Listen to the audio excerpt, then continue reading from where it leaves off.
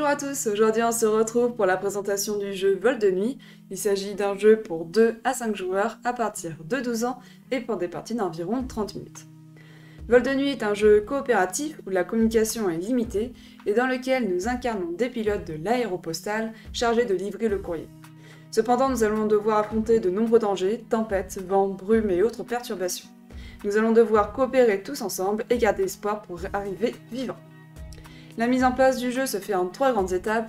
Tout d'abord, on met en place le plateau, on place la tuile crépuscule à gauche, puis 2 tuiles terrain de notre choix, et enfin on termine par la tuile aube.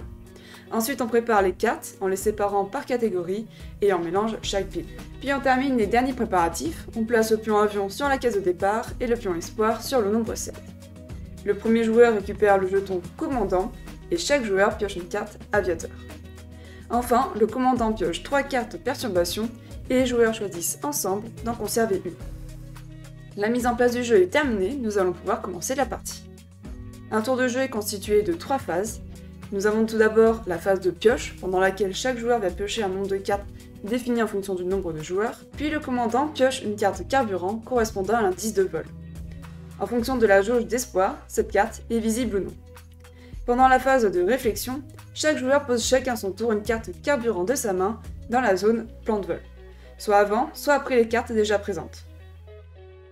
Lorsqu'il pose une carte, le joueur annonce son cap ou son action, voire les deux.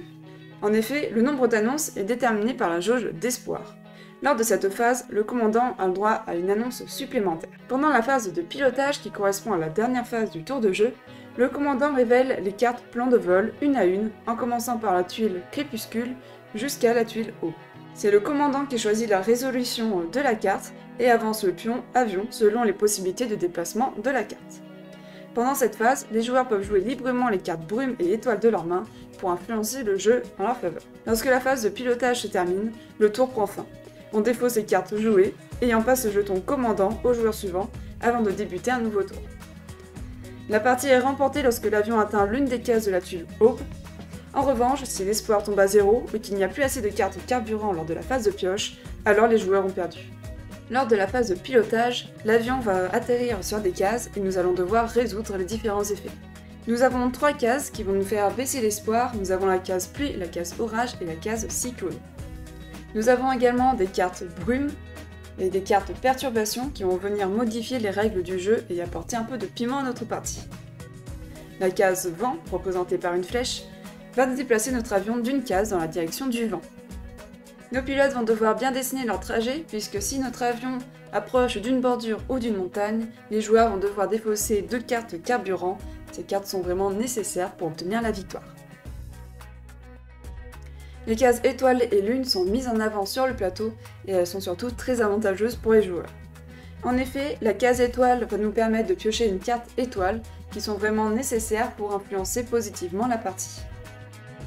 Concernant les cases lune, elles vont permettre d'augmenter l'espoir de 4 et ainsi de nous rapprocher de la victoire. Enfin, il ne nous reste plus qu'une case, il s'agit de la case nuit, et cette case est un repos pour nos pilotes puisqu'il n'y a aucun effet sur ces cases. Cependant, comme vous pouvez le remarquer, elles sont quand même minoritaires sur notre plateau, il va donc bien falloir choisir son parcours.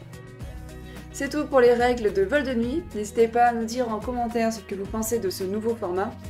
Je vous dis à bientôt, amusez-vous bien et à la prochaine.